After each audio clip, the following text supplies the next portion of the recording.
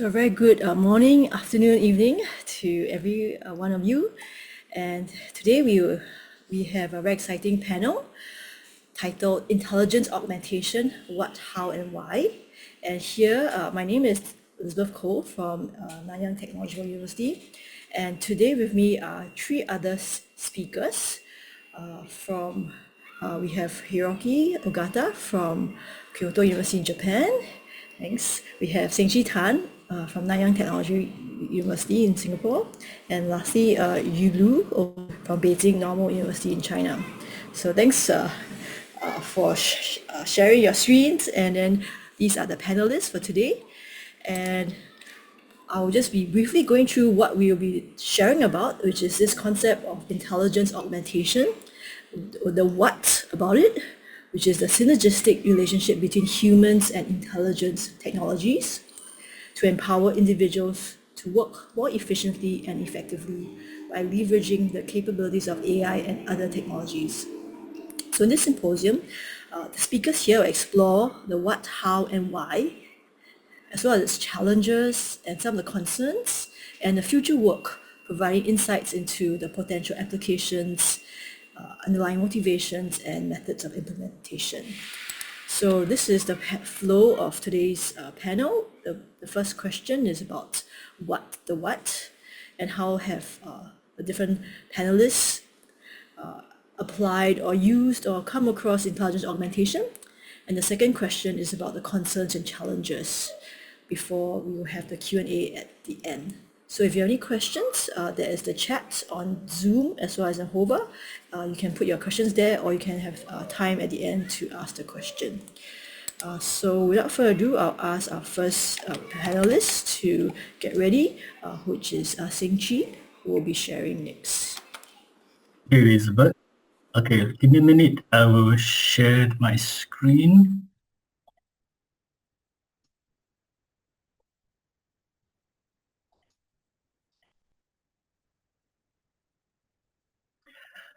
Okay, so I think let me just start by saying that the idea of intelligence augmentation is probably not new.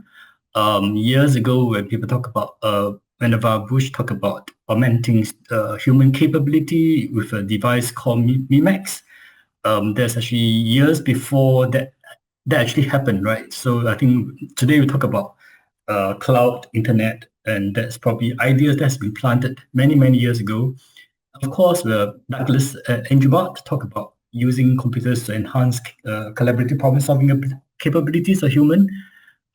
Concepts like mouse, hypertext. At a point in time, we do not have all these devices, but today we have.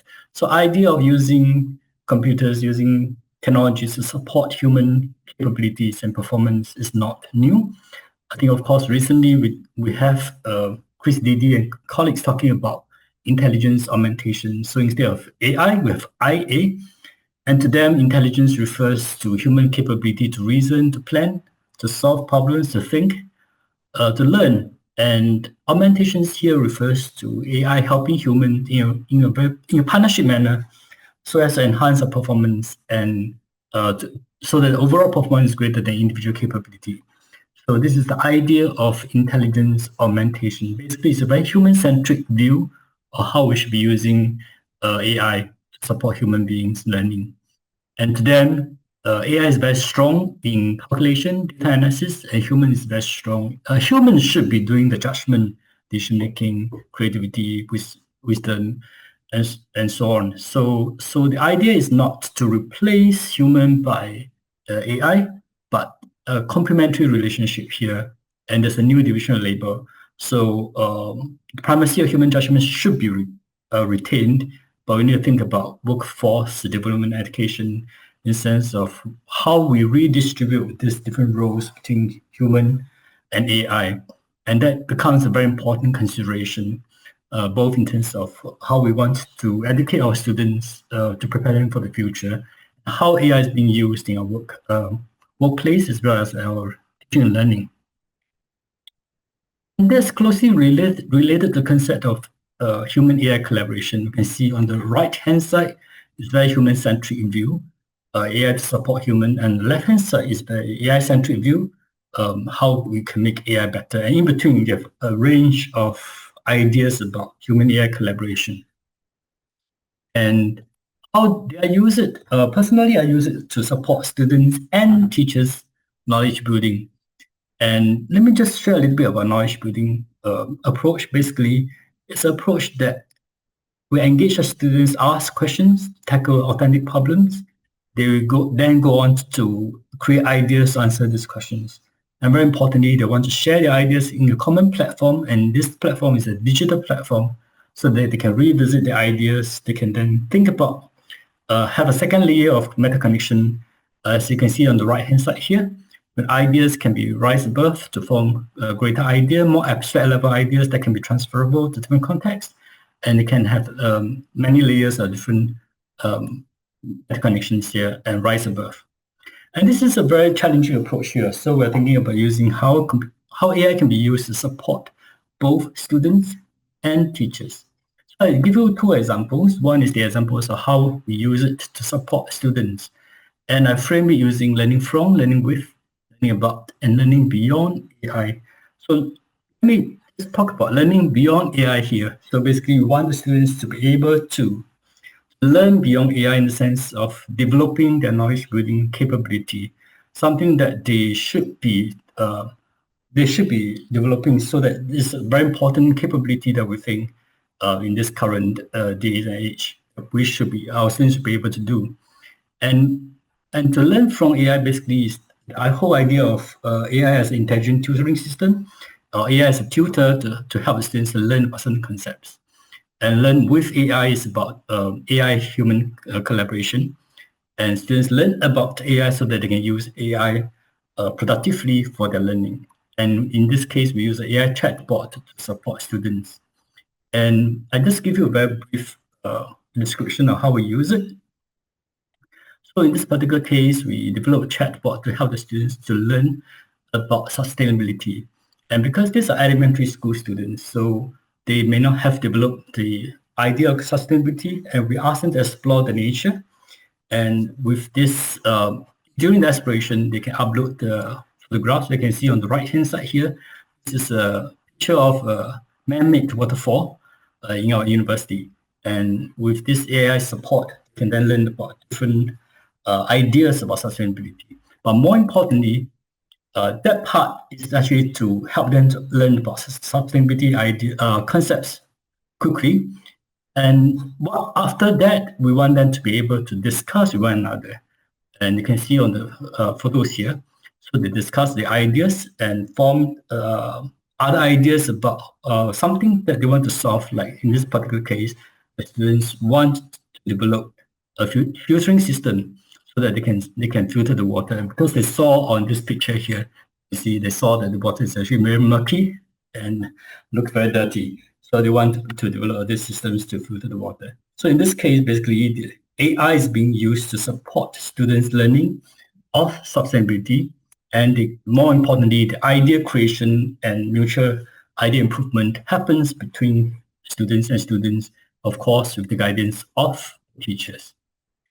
We have a parallel applications for the teachers. In this case, we have another chatbot to help the teachers to learn about knowledge building.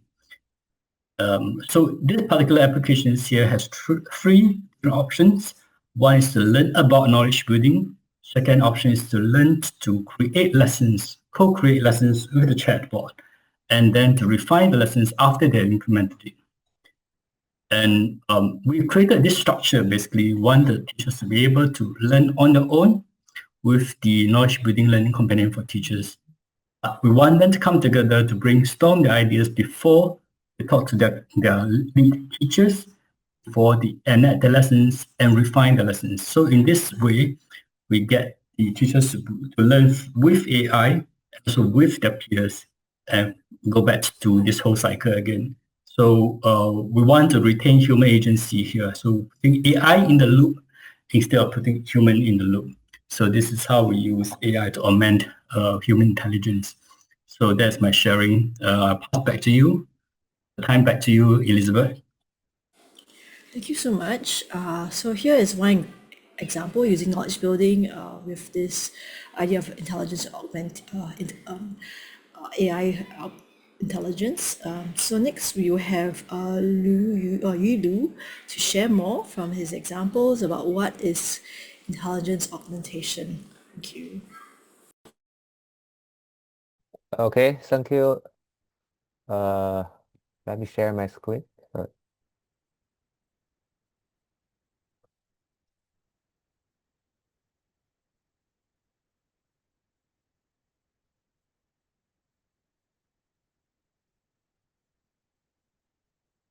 Yeah, can you see my screen and slides now? Yes, we can see your screen. Okay. Okay. Yeah. Yeah. Thank you for your attention to joining this talk. And I'm Louis from Beijing Normal University. Yeah. Today we all talk about intelligent augmentation, and IA is actually a conceptual framework and a field of study that using technology to enhance human intelligence and cognitive capabilities. So because AI is more popular, but we think IA is a little bit different from AI because AI is more aims to create autonomous systems that can think and act on their own, but IA is trying to create some collaborative systems or mechanisms that partner with humans because it can achieve better outcomes than either could alone. Uh, so it's just like, for example, a self-driving car is like an AI, and a super-powered GPS co-pilot for a human driver is like IA. So IA co-pilot doesn't replace the driver. It's trying to enhance or augment their capabilities of driving by providing some enhanced features like perception or data analysis or some other functionalities. So I think this is the basic differences between IA and AI. Uh, so today in the research field, we actually have a lot of IA research, and we are, for example, as a AE for attribute transaction on learning technologies, we organize some special issues. The other topic is about IA and its influence on future education. So the core principle or the core features that we think the IA in this special issue is the human in the loop. So we are trying to say human still the central decision maker in today's different intelligent systems or services. And technology is a powerful tool to extend the human's nature capabilities. So in this special issue, we actually more collect the topic and applications such as automated formative assessment and feedback, some applications to enhance teacher experience and expertise, but not replace teachers, and also trying to enhance the student creativity and exploration. So this is some topics we think today IA is more focused. So I just gave you some of examples that have done by my group. So the first example is we are trying to using the IA concept to facilitate teacher coaching by generating some insightful comments on the classroom instructions.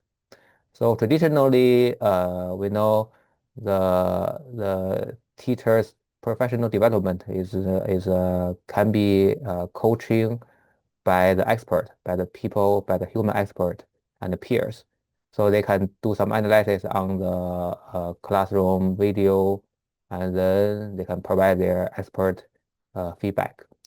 And in this work, we are trying to using some large language models together with some human experts comments to generate the more insightful and specific comments. For example, we propose this LLM-based comment generation mechanism that using the multi-agent reflections is trying to simulate the expert instructions by integrating the professional vision and rubric-based feedbacks. So specifically, we have multi-agent implementation. So we're just using some mature framework. It's called AutoGen framework that can simply generate multi-agents. Here we have two agents. One agent is called common writing agent. Another one is a common review agent. So these two agents work together and using the humans feedback and also the basic information from the classroom videos to generate the the comments first, and then these comments goes to the common review agents, and it's based on some uh, human experts rubric to look at this generated comments and give the feedback. So it establish some loops, and using these loops, it can continuously generate the insightful feedback. So we actually here incorporated expert instructions and meanwhile also adopt a rubric for assessing teachers' ability. So just using this humans information, we can have a better human comments. So this is some evaluation results. So compare with the multi-agent reflection mechanism with single LM generation, you can see the new reflection mechanism can generate the content that is more specific and is more consistent with human evaluations and meanwhile provide the more insightful feedbacks to the teacher. Yeah, so it's just simply speaking, it's just using the AI partner with the human expert to generate the classroom comments yeah more insightful way. So this is just an example. And this work has been published in International Conference on Artificial Intelligence this year.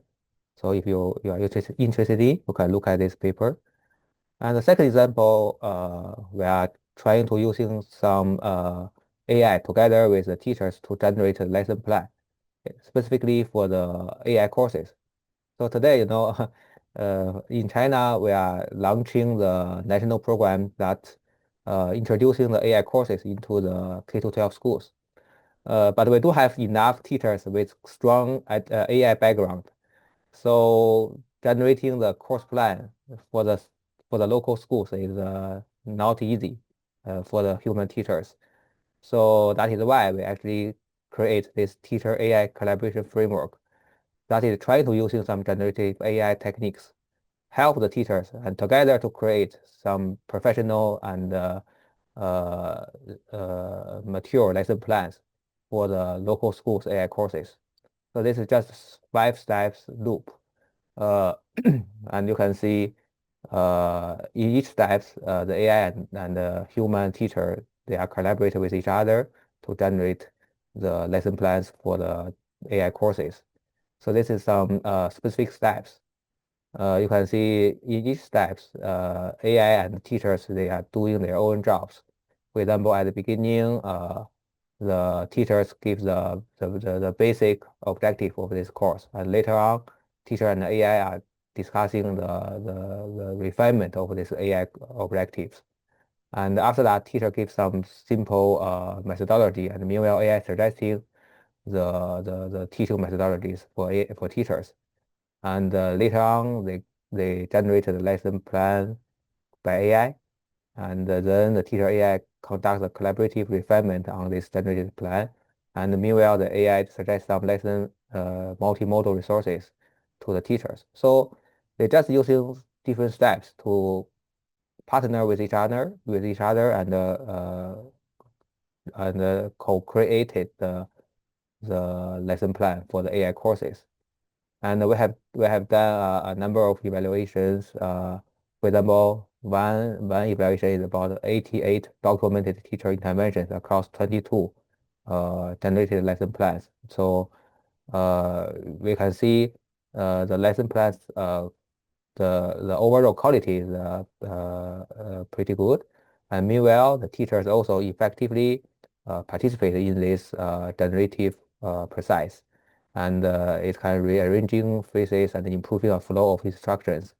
And at the end of this the lesson plan generation, the teachers can more easily to use the lesson plan to teach in the classroom. So this is just another example. We are trying to using technology together with a human to serving the classroom in the educational context. Yeah. So it just gives these two simple examples to show my understanding on the intelligent augmentation. Yeah, thank you. Thanks so much, Lu. So it's two interesting examples. And there's a question on the chat already, but we'll have questions at the end. So next we'll have Hiroaki, who will share what is intelligence augmentation to him. Thank you.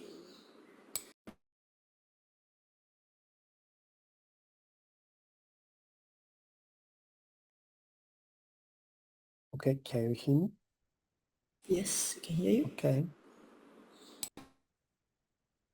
Okay, so yeah, I'm talking about the shifting from AI to intelligent augmentation. Yeah. So I think that we can develop many applications to augment learners' ability with AI. So, for example, in our lab, we develop a system to provide optimal learning paths. And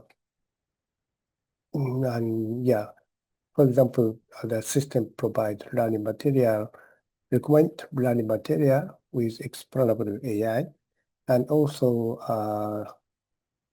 the system provides personalized coach with AI agent, and also provide more opportunities of the conversations for enhancing language ability. AI chatbot can be useful for, the language learning. Okay, so for example, the student in our lab developed the AI chatbot family for English writing and reading and conversation. So Penny is AI chatbot to support diary writing. So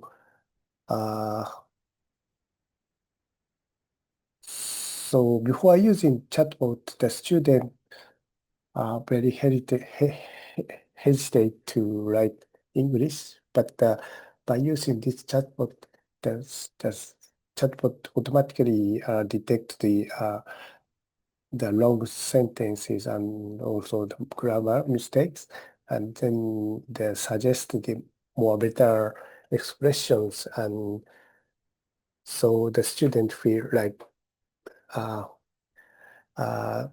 being enhanced his or her language ability. Yeah. And also, this is another example. Abri, this system shows the image like this, and then the student describe about the image to explain about the image, and then students generate the image from his or her writings description of the original image, and then they can see the differences between two images. Yeah. So it's the yeah. So the student likes to very happy to use this system because they can compare their images, and then how they can see what kind of description is better to describe. Yeah.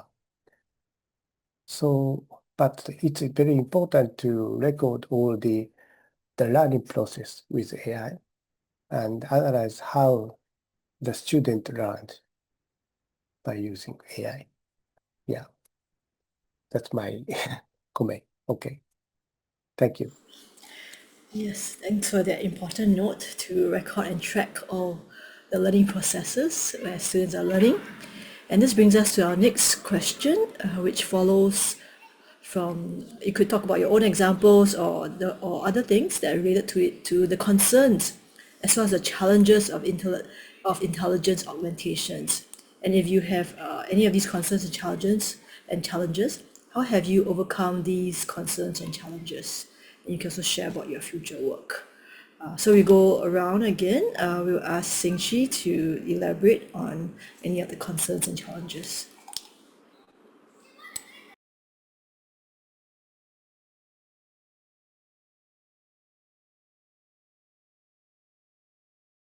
Okay, thanks, Elizabeth. And I really like examples shared by Louis and Hiroaki. Personally, I think I still frame it from learning with, learning about, and learning beyond AI. So learning from AI, basically, when we choose the large language model, I think this is something that we need to be very careful about the AI model's performance, whether there's any bias, and whether they can provide reliable and accurate information for the particular applications we are looking at. Learning with AI, I think this is actually a big challenge here. This is precisely what talking about today. Division and label. How do we decide on human roles versus AI roles in the whole learning process, and how do we retain human agencies in the whole process? And learning about AI is something that we find it challenging because even if we have the agent, sometimes when the students or the users do not know how to use it productively, and they may not be able to leverage the whole potential of learning with AI. In this case, we need to actually educate our students about AI, both learning about AI and learning how to learn with AI. And a challenge of learning beyond AI, basically, I think this whole idea is about intelligence augmentations is that we can develop independence, capability, knowledge creation, competencies, values, and character. So these are different aspects or challenges that I find that we need to think about when we want to use the power AI to augment human intelligence. And basically, I think for my future work, I would like to see use the metaphor of this wheel here, from learning with, learning about AI as a wheel to drive forward towards learning beyond AI. So I'm exploring different models, different applications in which you can move towards the ultimate goal of learning beyond AI, but with the support of AI in the whole learning processes. So I'll start my sharing here. Thank you, Elizabeth. Thanks so much, Seng Chee. So that wheel is continually spinning, learning from, learning with, and learning about.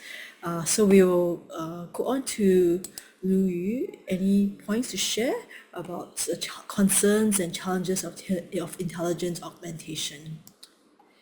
Yeah, yeah, I agree with Professor Tan about his concerns and challenges mentioned. From my perspective, I think the fundamental challenge is shifting the traditional design paradigm from creating the passive tools to building more active and collaborative partners. For example, let's say in the education context in the classroom, the intelligence system is not only just answering questions or provide a QA system. The IA, the intelligent argument system, should help the users achieve the higher level goals. For example, it can trying to inspire both teachers and students, trying to understand better the pedagogical method used by human teachers and be partner with the teachers to deliver the class. I think this is very hard because traditionally we just create the passive tools that's AI driven or some other technology driven. But IA is more emphasis on partner with each other between human and technologies.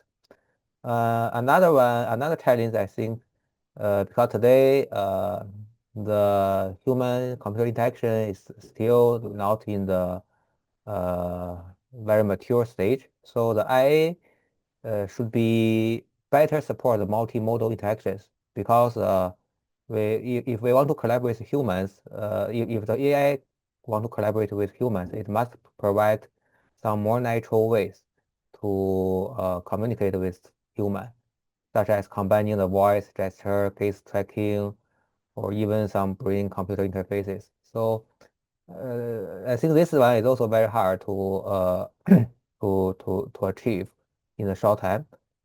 And another challenge I think is the AI system, because AI systems are often based on the complex model, like the foundation model, deep learning. So it's normally providing something wrong. It will raise the trustworthy issues. Today, most of the systems cannot, especially used in the educational context, the systems cannot give the explicit interpretations or the explainable information for his decisions.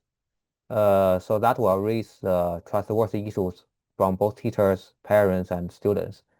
So if the IA system want to be successful, it must win the trust from the users. So it must find a way to provide the transparency to the users. Yeah, today we already see some of the system trying to do that, but it's still in the stage of research. And most of the commercial products are not giving this information or trying to resolve the trustworthy issues. So I think that is another challenge for intelligent augmentation. Yeah. Yeah, thanks for those points, Yilu. So, yeah, transparency is definitely one of them. And I believe there are more things that our next speaker will touch on, as well as I think both you and Seng also touched about when you learn with the AI, some of the challenges that can come about with the interpretation also of the information. Yeah, so thanks so much. And we go on to Hiroaki.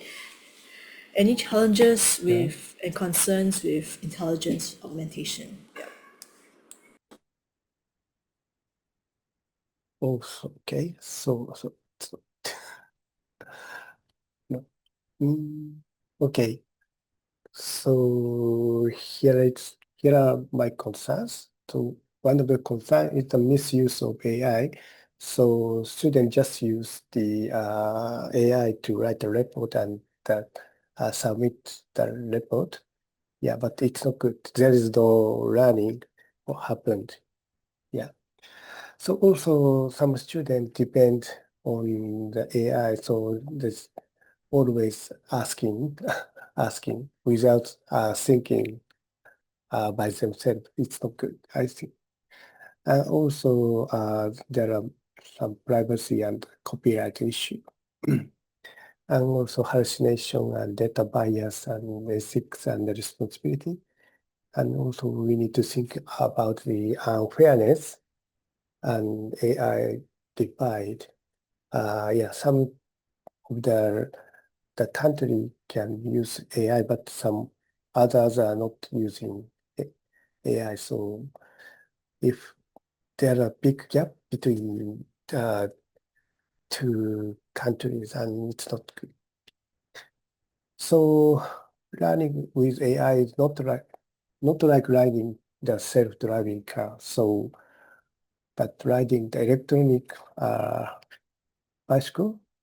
So learners should control and have responsibility of all the learning process with AI, and also learners should be aware of for what, when, how, and why they should use AI. So also there are lack of the evidence of various AI tools. Yeah, we need to have more evidence-based education, and also lack of the understanding of how students are learning with AI. So we need to collect much more data and then analyze how students are learning. And then also we need to nurture the self-direction skill for the student. So student should set the goal, their own goal, and then monitor all the execution process and make reflection. Yeah, that's all. Thank you. Thanks so much. So it's interesting. So how we have moved the conversation from a self-driving car to a self-riding bicycle. I think it's a very good analogy of intelligence augmentation, because definitely the AI is an agent that is in partnership with the learner. So I think that's what we're trying to get at, and that's what several speakers have also shared about. But definitely there are challenges in getting there, and I believe many of you have highlighted some of the challenges and the approaches, some of the considerations and approaches, which include bringing in the transparency, right? That's what's one examples that were given earlier, highlighting that a bit more, and not only in the research space, but also in practice, in implementations. Yeah. So with this, I think we have time for Q&A. So I believe there are already some questions in the chat, which I believe any of the speakers can go about answering the chat. I think there are a few questions from Bruno. Maybe we take the questions by Bruno first. Basically, I'll read out the question. He actually says for Lu, he said, could you elaborate more on your concept? Or is it actually, maybe both of you talked about it, Seng Chee and Lee. Could you elaborate more on your concept of learning beyond AI? Thanks. I will go first, if you don't mind. So learning beyond AI, to me, there are several layers to that and several dimensions. So in the simplest way, basically, we talk about using AI as a scaffolding tools for the learners. So as a scaffold, you need to remove the scaffold. So when you remove the scaffold, can the students still perform the kind of skills or demonstrate the knowledge? So there's one layer of that, but I think beyond that, it's very important for us to be able to develop students' knowledge creation capability. I attended a discussion, and then the joke is that can you imagine one day when the AI teachers use AI to create questions, students use AI to answer the questions, and teachers use AI to assess students' answers. So so it's basically all directed by the AI. So we want to retain human capability of that knowledge creation, of creating new ideas, and that is another dimension, so another layer of learning beyond AI. And of course, I think in the aspects of developing human values, character, and these are aspects that I think human touch is still important, human interaction is still important, and these are the aspects that maybe we need to learn beyond AI and not necessarily thinking about using AI to support all these processes. So those are my quick answers. Thank you.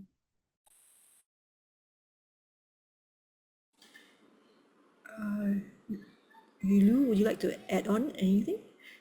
Yeah, I think like Prof. Tan said, yeah, we have multiple dimensions or layers of learning beyond AI. And from my perspective, I think one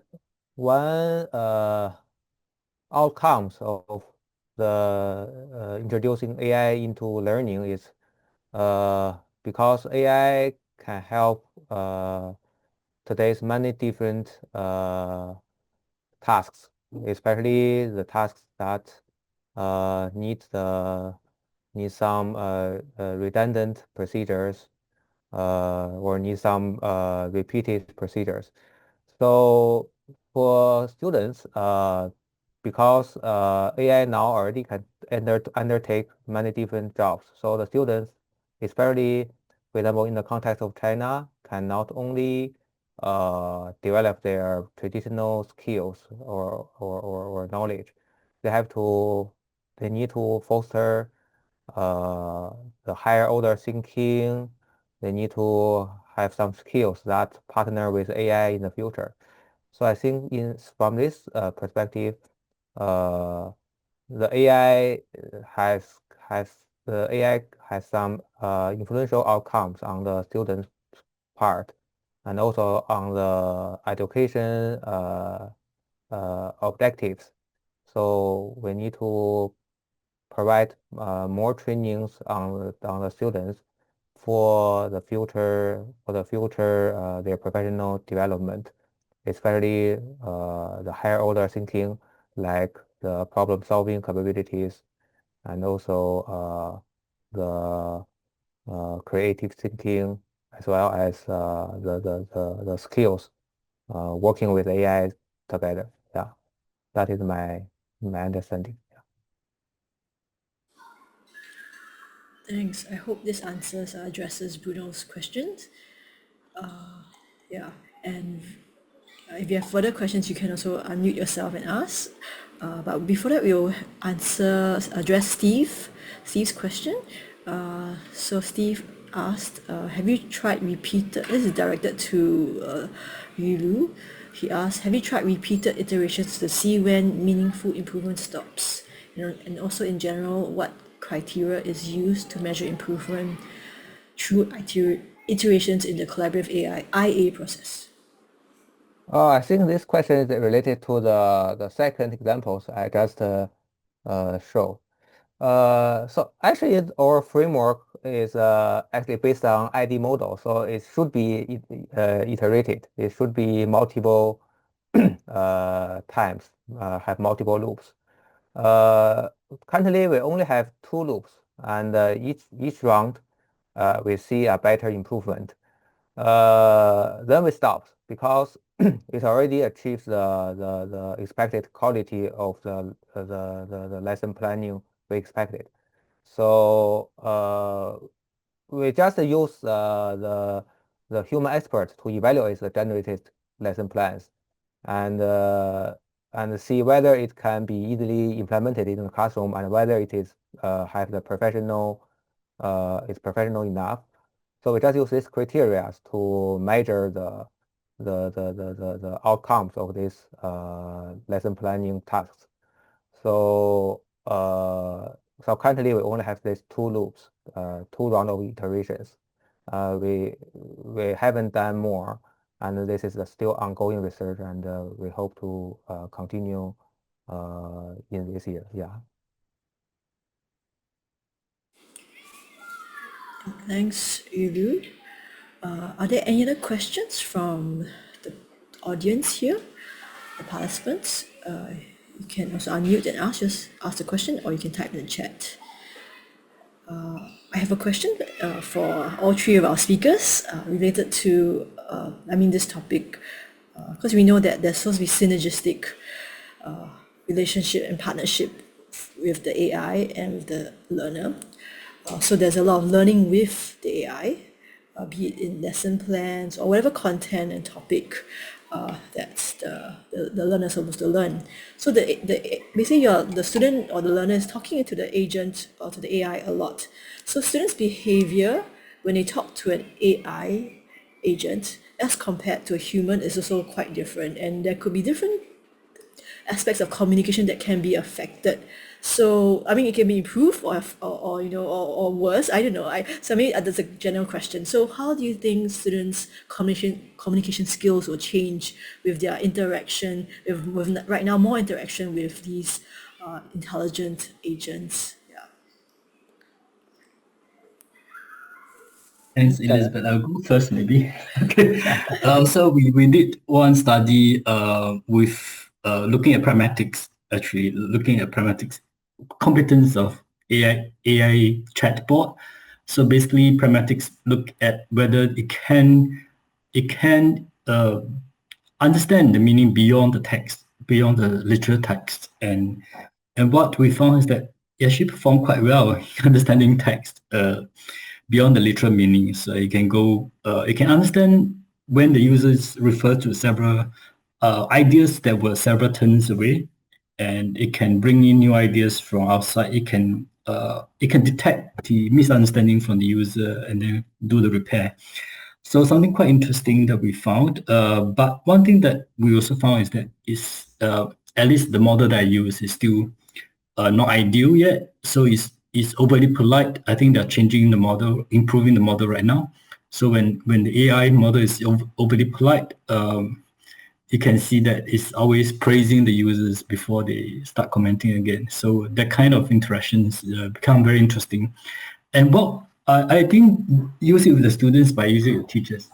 And what I found with the teachers is that they immediately can see through it. Basically, their interactions with the AI chatbot is very different. And they don't care about typo error because they know that it can accept any typo error. They don't care about being nice, so they have they just interrupt sometimes or give very terse answer. But those kind of interactions is accepted by the chatbot. Chatbot is very patient, very polite all the time, and I think they understand that they're talking to a chatbot and not a human being. So those kind of behavior appear. For students, I'm not quite sure. So I haven't tried with students yet. I'm not sure whether that kind of behavior will the students can differentiate between they're talking to AI versus talking to human being, and whether they will affect their interactions with human being. That kind of study I haven't done yet. But that's a very interesting question. Thank you. Thanks, Seng Chee. I think Hiroaki wanted to say something. Yeah. Yeah. Okay. So I think the student I mean, it's easy for the student to talk to the AI rather than teacher. I mean, asking the question to the AI, yeah, rather than teacher, because the student sometimes very hesitate to ask the question to the teacher, but yeah, and also the it's easy to talk to the AI agent about the personal things, personal how can I say things that are I mean difficult for the student to talk to the teacher. So sometimes it's good. Yeah. Yeah, thanks for pointing that out. So I think we see a sort of, I mean, all possibilities that it might increase the students' feelings of connectedness with schooling content, because they now are able to learn more readily because they are not afraid to interact with the AI bot.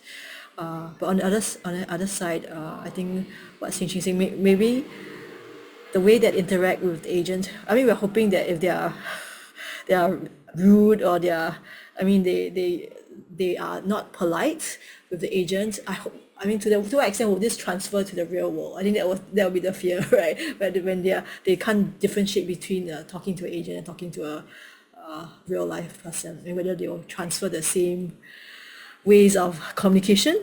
So that will be one of the fears, and that, I mean, yes, there's a study waiting to be conducted.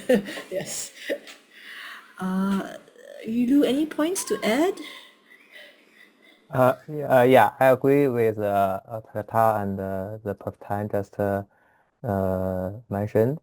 And also from my perspective, I think the AI should not affect the way students or even humans communicate with the machine.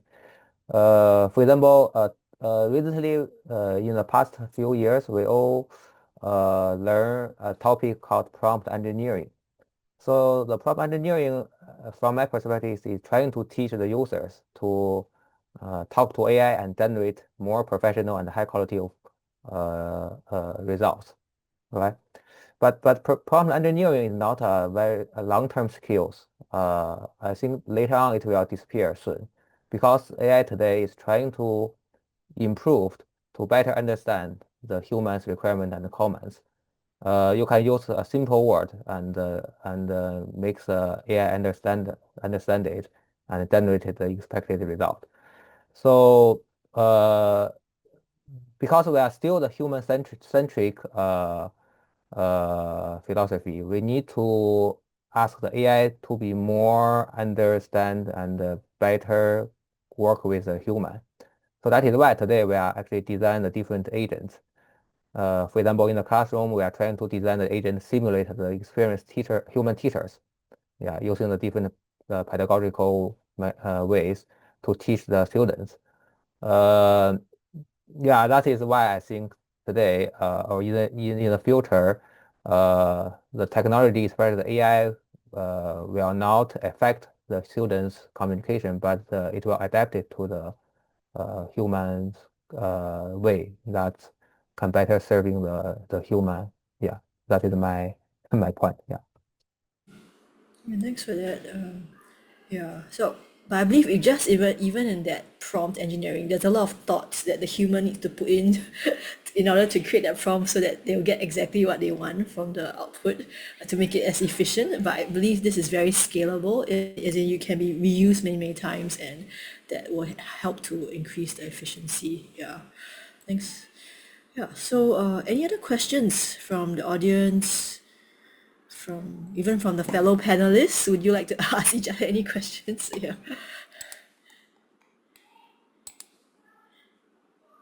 Okay, I just see a new question from the chat. Steve, would you like to ask your questions? Unmute, or I will just read out your question. Looks like I'll read it out. So does your research demonstrate whether collaboration between human users can improve the quality of the AI contribution? So the question by Steve is, I guess from any of the panelists, does your research demonstrate whether collaboration between human users, I guess human users and AI, can improve the quality of the AI contribution?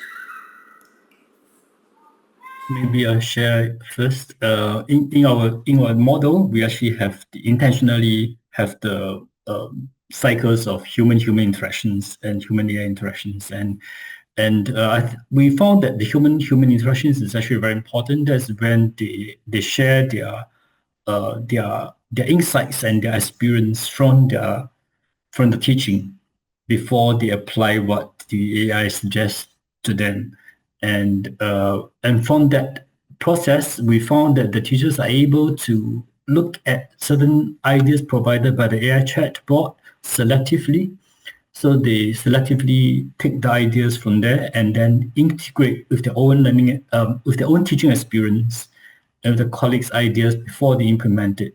And that sort of helped to improve the quality of the AI contribution in a way beyond just the AI contribution. So, and some of them also found that after a while, maybe because it's the way that we design it, after a while they realize that the AI doesn't contribute new ideas. So it seems to be with that limited set of ideas that it can contribute.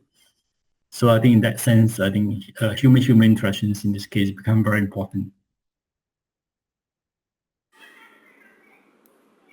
Does Hiroaki or Yulu want to add on? I think this is a very interesting point. I haven't done any collaboration between human users and look at the whether the AI systems can be improved. But I think more we provided to the AI, especially the interactions or reflections between the humans, the more the AI can utilize this information and generate more effective and higher quality output. So I think that is feasible, but I haven't done any research on this domain. And any thoughts from Hiroaki?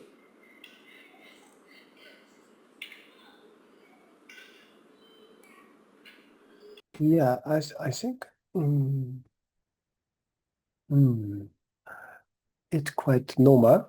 I mean, the all there are a lot of the artifact generated by humans, and then the AI learned from the artifact, our artifact, and so it happens always. I think.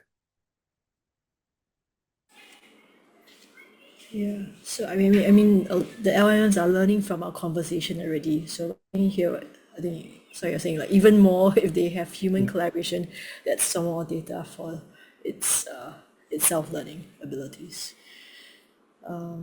Yeah, thank you for the questions and thank you for all the responses. Any other questions? We can have one last question. Yeah, so I learned this at a recent panel that I attended. Basically, it's like basically basically two words or could be a phrase. So I mean, what would you like to leave our participants with? Like two words about intelligence augmentation. For instance, the keywords or key phrases. Okay, suddenly I see a question. Oh no. Okay. I guess we'll take that question very quickly. How do you see agentic AI influencing IA? Wow, tough question. How do you see agentic AI influencing IA? Thanks for the question, Bruno. Could I have any panelist wants to address that question? I guess the best example is from Louis' example when he has multiple agents and probably coordination among the multiple agents. That's agentic AI. And we see increasingly the kind of agentic AI that takes on not just automation, but a lot of coordination among different agents that can be even more powerful. And I think with that power comes responsibility, of course. And I can see what Louis was doing in the sense of pedagogy. So you have pedagogy guiding the whole how the agents function and how the agents work together, and that's how I think that can bring more power to intelligence augmentation if you use it correctly. But I think if we don't use it correctly, then you will see that basically people just talking about agentic AI in the sense of trying more and more for automation without thinking about human part of learning and human part of development. So that's my quick answers. Yeah, I agree with Professor Tom, and because we already have the agentic AI, so we have more powerful reasoning capabilities, and also we can have more way to simulate the human expert using some multi-agent mechanism, and then we can provide this agentic AI's outcomes to the humans and collaborate with human expert together. So we actually have done some research on just a simple LLM and multi-agent to compare with each other's outcomes, and we see it's kind of output better results, higher quality reflections or comments on the classroom instructions. So yeah, it's definitely helpful to the IA. Yeah, I agree. Yeah, thanks for that question. Yeah, I think in view in time, I was just going to ask this is the final question, basically like keywords of a few words that would summarize how you feel about intelligence augmentation as a final wrap up for this session. I'll ask each. Maybe I'll start with Hiroaki, and then we'll end with then Rilu, and then Seng. Yeah. Hiroaki? Yeah. I think now we are making a lot of effort to develop the artificial intelligence, generative artificial intelligence, but also we need to increase the effort about the intelligence augmentation with AI. Yeah, that's more important, I think, from my perspective. Thank you very much. Rilu? Yeah, I think as I have mentioned, the core principle of IA is human in the loop. So the humans still the central decision maker, and AI and other technologies is a powerful partners to extend their capabilities. Yeah, that is my point. Thank you. I would say pedagogies first. If you put pedagogies first in the context of teaching and learning, then you cannot go too wrong. Thank you. Yes, and with this, we thank all of you for participating in this panel, and we thank the speakers for sharing their insightful thoughts on IA. So now we know not only AI, but we know IA. So thank you so much. I hope you have an enriching morning, afternoon, night ahead of you. Thank you so much.